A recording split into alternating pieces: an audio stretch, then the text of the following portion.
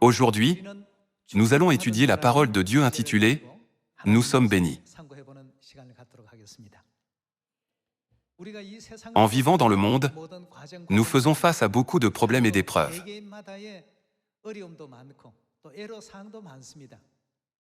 Quel genre d'endroit est la terre pour que nous traversions tant d'épreuves et que nous souffrions de tant de douleurs?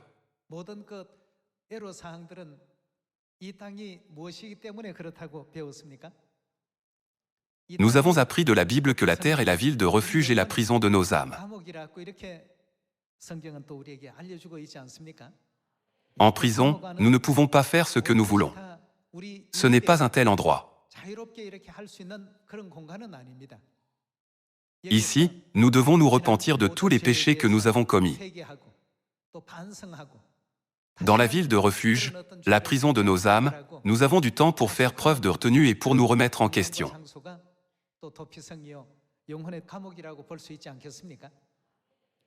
Puisque nous vivons dans un tel monde, nous devons toujours penser « Comment puis-je être relâché de cette ville de refuge et comment retourner à ma maison spirituelle dès que possible? Quel genre de vie aurais-je dans le royaume éternel des cieux ?»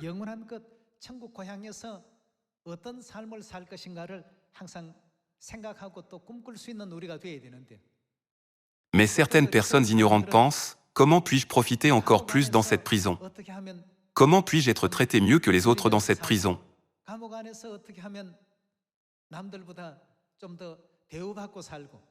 Quand je les vois penser ainsi, je me sens désolé pour eux.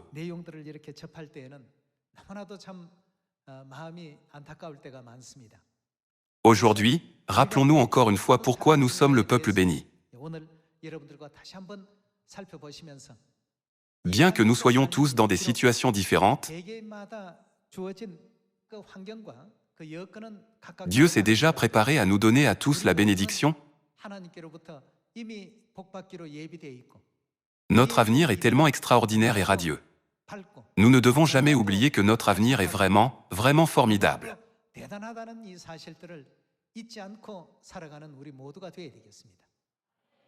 Dans les actualités de nos jours, on parle beaucoup d'élections. Avez-vous regardé les actualités? J'ai aussi reçu une lettre contenant les brochures d'information des candidats. Sur les brochures, les candidats mettent en avant leurs points forts, comme « Je suis bon pour ces choses », pour être choisi par les électeurs. Supposons que nous devions être élus par un vote pour aller au ciel. Alors, nous devrions mettre en avant nos points forts et nos qualifications pour être choisis par les anges du ciel.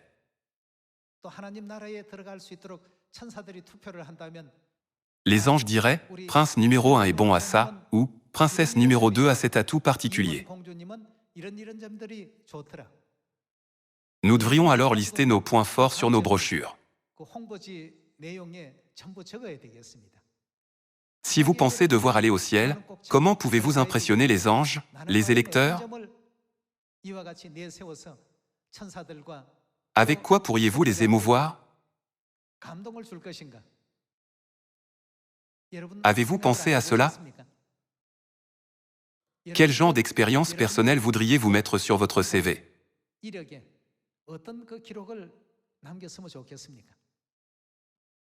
J'ai été tenté facilement.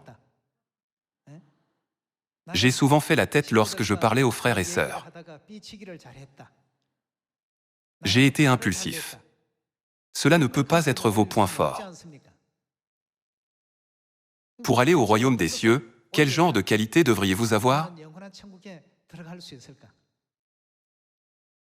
Pourquoi ne pas faire votre propre brochure pour vous présenter? Quel serait votre point fort? En quoi seriez-vous le meilleur? Laisseriez-vous seulement des témoignages de vos querelles avec les autres? Ou laisseriez-vous des témoignages montrant combien vous avez prêché diligemment?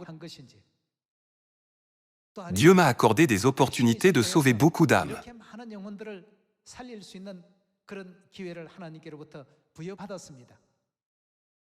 Chaque fois que le diable m'a tenté, je l'ai vaincu de cette manière.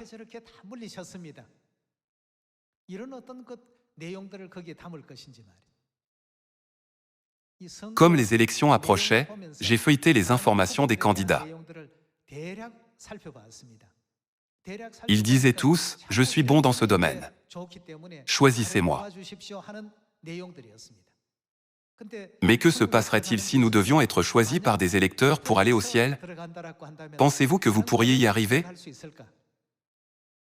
Lorsque j'ai pensé à cela, j'ai réalisé que je n'étais pas du tout assez bien. Frères et sœurs, que se passerait-il si les CV des candidats étaient envoyés aux anges? Les anges les liraient en pensant, quel genre de points forts ont-ils? Supposons que vous deviez écrire votre CV spirituel. Quel genre de choses écririez-vous? Que se passerait-il si les anges voyaient nos CV et nous évaluaient? Prince numéro 1 doit venir au ciel. Princesse numéro 2 n'est pas assez bien. Elle manque de qualifications. Alors, quel genre de liste pourriez-vous écrire sur votre CV? Ne devrions-nous pas présenter des CV attrayants? J'ai bien fait ça. Veuillez me choisir pour aller au ciel. Pour la prédication, nous devons nous questionner, ai-je prêché diligemment? Étais-je passionné par la prédication? N'ai-je fait que suivre les autres? Ou, les gens vont tous mourir dans la souffrance éternelle de l'enfer. Comment puis-je les faire se repentir? Comment peuvent-ils aussi entrer au royaume des cieux?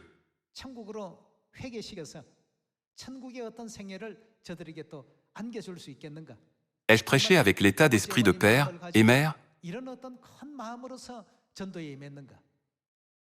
Ou ai-je travaillé pour entendre les compliments disant que je fais un meilleur travail? Frères et sœurs, combien d'entre nous pourraient entrer au ciel?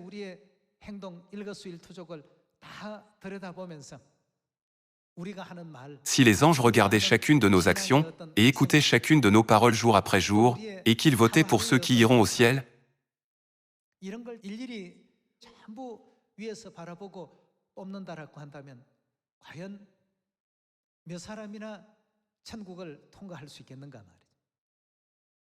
imaginons qu'après 40 ans dans le désert, seuls Josué et Caleb aient été élus par le vote parmi les 600 000 Israélites.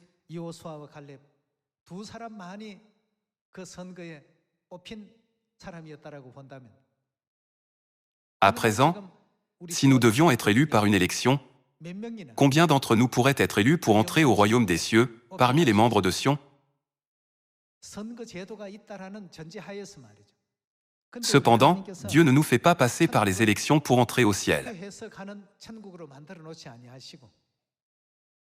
Dieu a ouvert le chemin du ciel aux enfants qui obéissent aux lois, aux ordonnances et aux commandements de Dieu.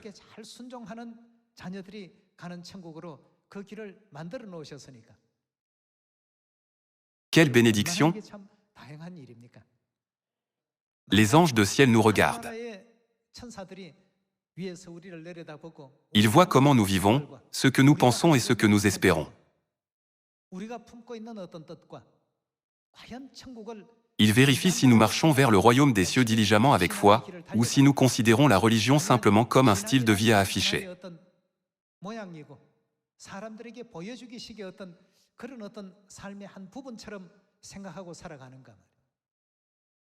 Les anges du ciel nous voient d'en haut et rapportent à Dieu chaque jour. Prince numéro 1 commence la journée en offrant des prières à Dieu. Il fait tous ses efforts pour tourner le cœur des gens vers Dieu selon la volonté de père et mère.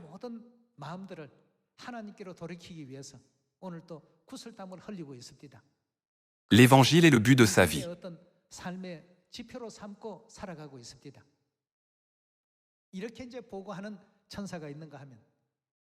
Alors, d'autres anges disent peut-être, princesse numéro 2 a complètement oublié pourquoi elle est venue sur cette terre. Elle s'est perdue dans la vie.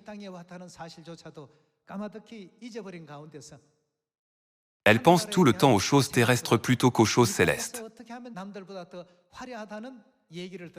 Elle se demande comment elle pourrait mener une vie plus magnifique que les autres. Son esprit n'est tourné qu'à 0,01% vers le ciel. Le reste est tourné vers la terre.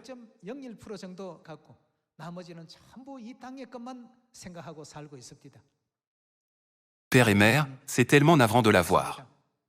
J'espère qu'elle pourra se qualifier pour entrer au ciel en réalisant vite ce qui se passe. Il pourrait y avoir beaucoup de rapports comme cela. Dans le livre de Vérité, Visiteurs venus du monde angélique, Père a dit que les anges rapportent à Dieu ce que nous faisons tous les jours et que les prières que nous offrons montent au trône céleste comme la fumée de l'encens.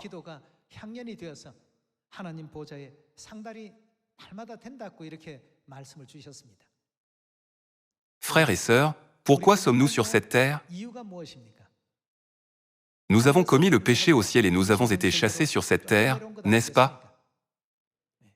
Sur cette planète Terre, qui est la ville de refuge et la prison des âmes, nous ne devons jamais penser bêtement que nous ne vivons qu'ici.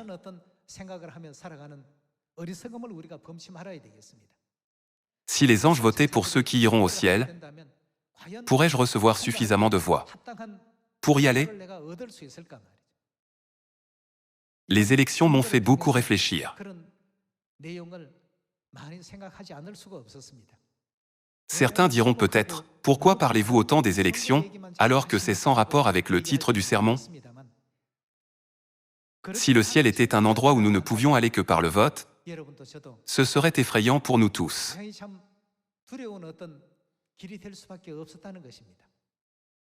Mais Père Céleste et Mère Céleste ont porté toutes les épreuves et toutes les souffrances.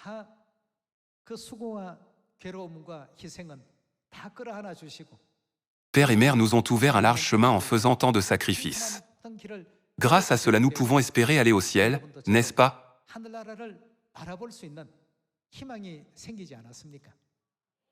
C'est pourquoi nous sommes contents. Nous sommes très chanceux.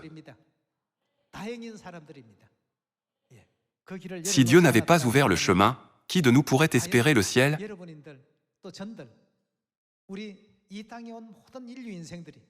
Qui, de toute la population de la Terre, pourrait espérer le ciel?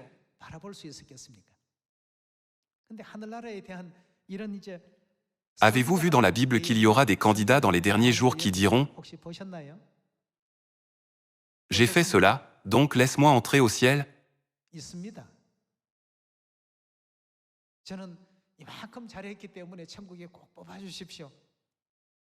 Regardons cette scène dans la Bible. Lorsqu'un tel moment arrivera, disons tous à Dieu, « Je suis comme cela. S'il te plaît, emmène-moi au ciel. »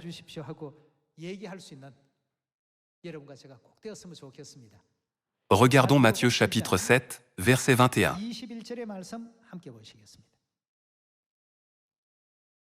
Ceux qui me disent « Seigneur, Seigneur » n'entreront pas tous dans le royaume des cieux, mais seulement celui qui fait la volonté de mon Père qui est dans les cieux.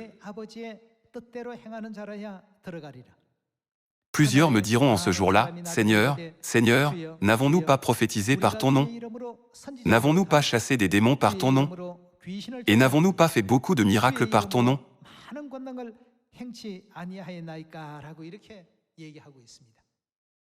Ne sont-ils pas en train de dire, « J'ai fait cela, alors choisis-moi? J'ai prophétisé par ton nom. Choisis-moi pour entrer au ciel.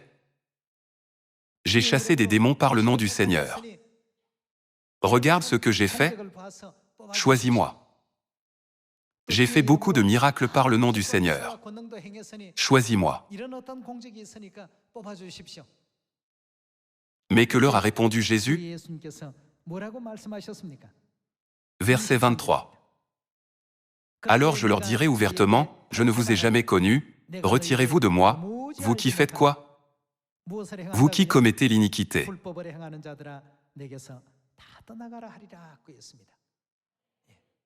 Ils disent qu'ils ont reçu des titres et des postes, qu'ils ont fait ceci et cela, et qu'ils ont accompli beaucoup de merveilles et de miracles.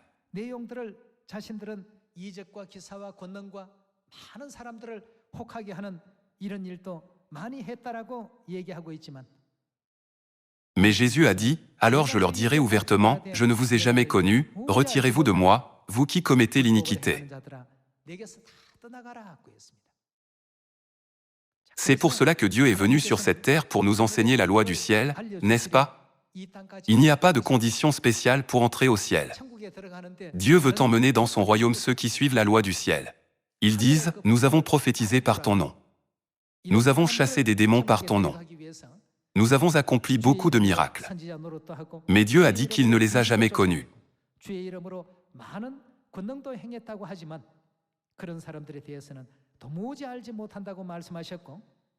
Dieu guide au ciel ceux qui pratiquent la loi de l'esprit de vie.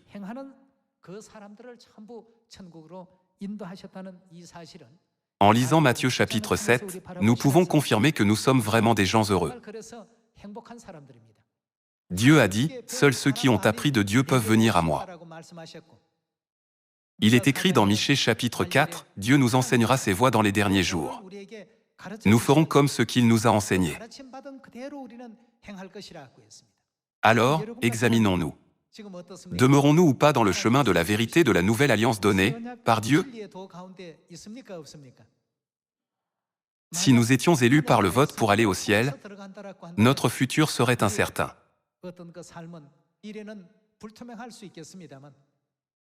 Mais heureusement, Dieu lui-même est venu sur cette terre et nous a enseigné la loi de la vérité de la vie.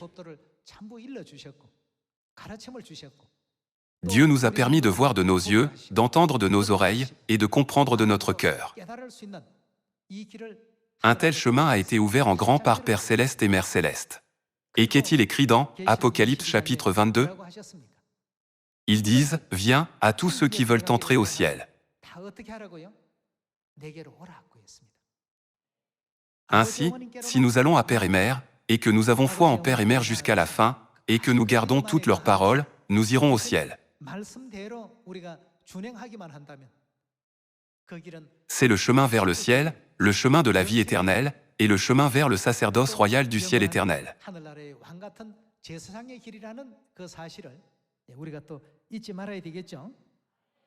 Nous devrions remercier Dieu de nous donner tant de grâce. Pour nous accorder cette grâce, Dieu n'est pas venu sur cette terre dans la gloire, mais il est venu en chair en cachant toute sa gloire.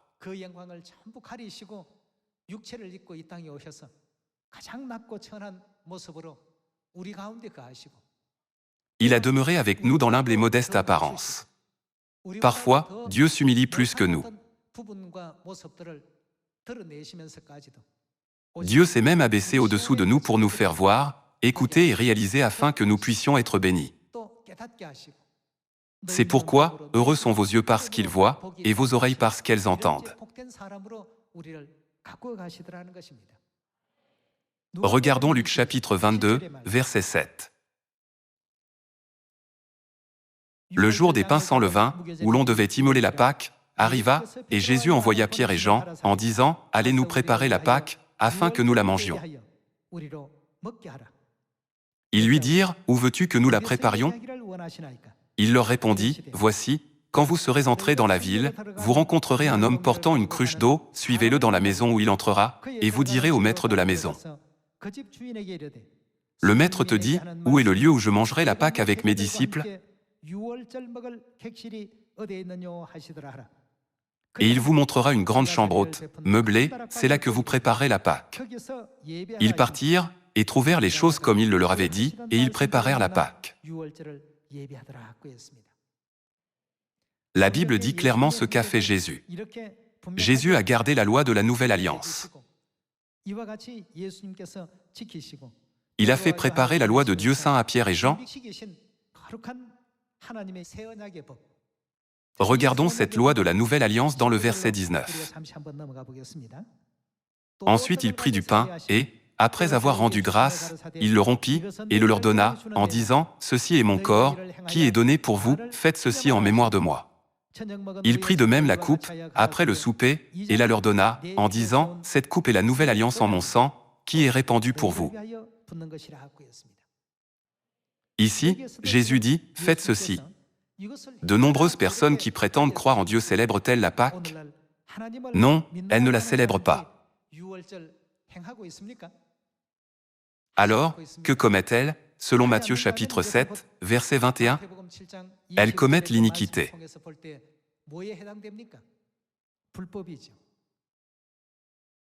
Dieu a établi la vérité de la vie en disant « Cette coupe est la nouvelle alliance en mon sang, qui est répandue pour vous. » Cependant, de nombreuses églises d'aujourd'hui, comme le sable sur le bord de la mer, se détournent de la vérité. Mais heureusement, Dieu lui-même a établi Sion pour nous. Il a mis en nous sa chair et son sang précieux, en nous enseignant combien la vérité de la Pâque de la Nouvelle Alliance est importante pour nous.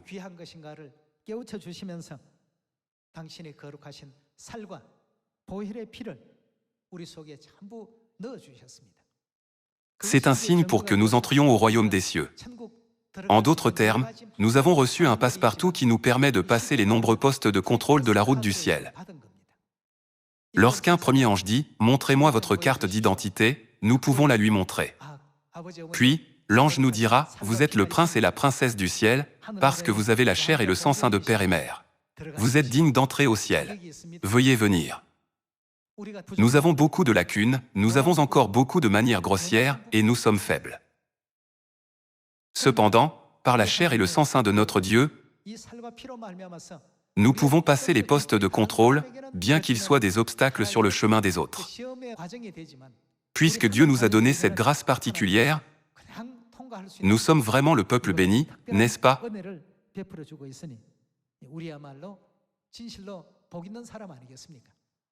Heureux sont vos yeux parce qu'ils voient, et vos oreilles parce qu'elles entendent. Qui nous a permis de voir et d'entendre? Père Céleste et Mère Céleste nous ont accordé de voir et d'entendre toutes ces choses. Tout ce que nous avons fait, c'était de venir à Père et Mère. Père et Mère nous ont enseigné toutes ces choses selon les prophéties de la Bible. Ils nous ont enseigné le chemin de la vie, le chemin vers le ciel, de sorte que nous puissions être dignes d'entrer au royaume des cieux où il n'y a pas d'élection. Combien nous sommes bénis?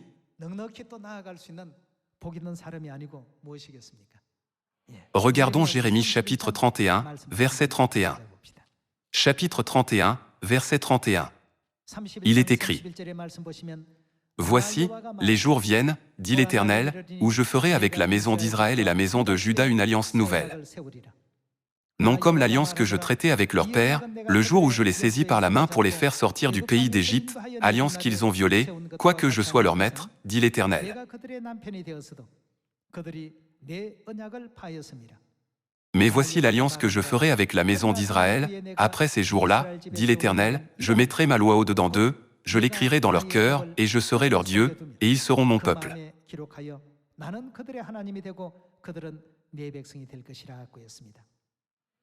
Dieu a dit qu'il écrirait sa loi sainte dans le cœur de son peuple.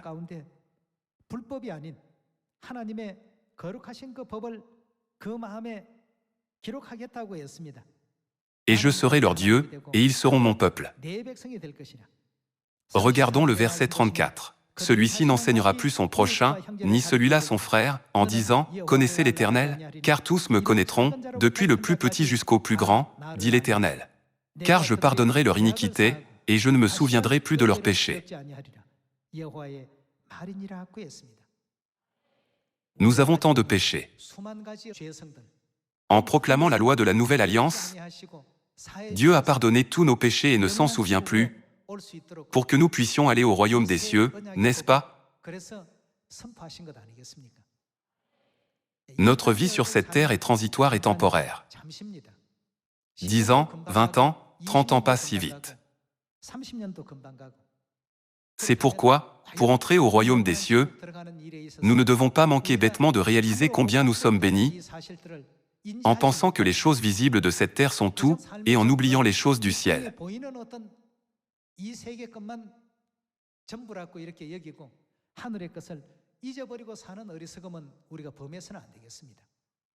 S'il y avait un système électoral au ciel, qu'écririez-vous?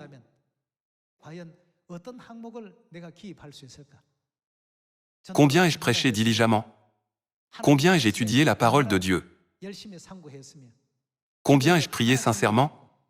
Combien me suis-je sacrifié pour l'Évangile et pour les frères et sœurs? Combien ai-je essayé de sauver les gens? Nous ne suffirons pas à toutes ces questions.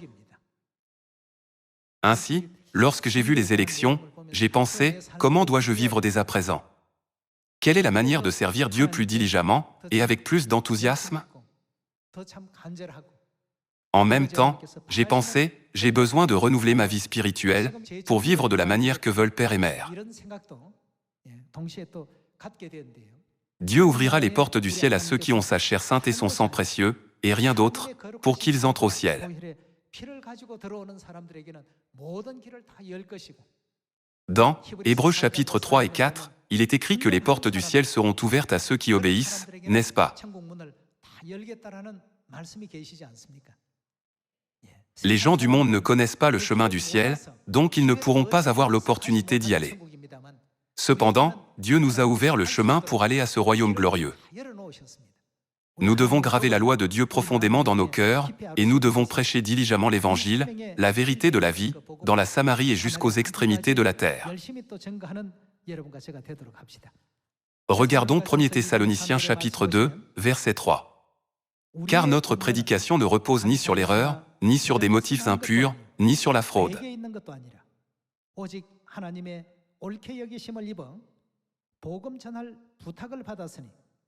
Mais, puisque Dieu nous a jugés dignes de nous confier l'Évangile, nous parlons, non comme pour plaire à des hommes, mais pour plaire à Dieu qui sonde nos cœurs. Dieu nous a accordé tellement de joie pour changer notre avenir sombre en avenir brillant et plein d'espoir. Dieu n'a pas refusé d'être même sacrifié sur la croix. Il s'est volontairement laissé fouetter.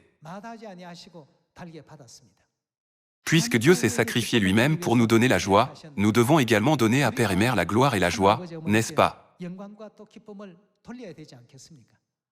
Ici, nous pouvons voir ce qui fait plaisir à Dieu qui sonde notre cœur.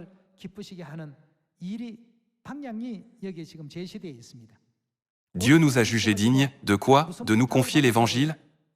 Tout le monde n'est pas jugé digne de l'Évangile. Père Céleste et Mère Céleste nous ont confié l'Évangile. Faisons de notre mieux pour prêcher l'Évangile. L'apôtre Paul a diligemment achevé sa course. Ainsi, quelle probabilité avait-il d'aller au ciel? Il était sûr à 100% qu'il irait au ciel. Maintenant, je peux entrer au ciel? Quel verset de la Bible montre cela? J'ai achevé la course. Désormais, la couronne de justice m'est réservée. C'est parce que Paul n'a pas vécu un instant pour lui-même, mais qu'il a dévoué sa vie entière à faire ce que Père et Mère désiraient achever sur cette terre, conduire les pécheurs à la repentance. Regardons 2 Timothée chapitre 4, verset 6. Chapitre 4, verset 6. Car pour moi, je sers déjà de libation, et le moment de mon départ approche. J'ai combattu le bon combat, j'ai achevé la course, j'ai gardé la foi. Désormais, la couronne de justice m'est réservée, le Seigneur, le juste juge, me la donnera dans ce jour-là, et non seulement à moi, mais encore à tous ceux qui auront aimé son avènement. Ici, nous pouvons voir que l'apôtre Paul avait 100% de chance de passer par la porte du ciel. Il a dit, maintenant, il n'y a plus de barrière sur mon chemin vers le ciel. Maintenant, il n'y a plus que la couronne de justice qui m'est réservée au ciel. En tant que peuple de Sion, faisons également suffisamment d'efforts pour avoir la même confiance dans notre salut. Notre vie sur cette terre est importante, nous ne devons pas négliger notre vie sur cette terre. C'est notre devoir de vivre notre vie entière sur terre fidèlement. Mais nous ne devons pas oublier le but ultime de notre vie terrestre. Nous ne devons pas oublier pourquoi nous sommes nés ici sur cette terre. En pensant attentivement à la raison pour laquelle on nous donne 24 heures 1440 minutes chaque jour, nous devons garder notre foi ferme.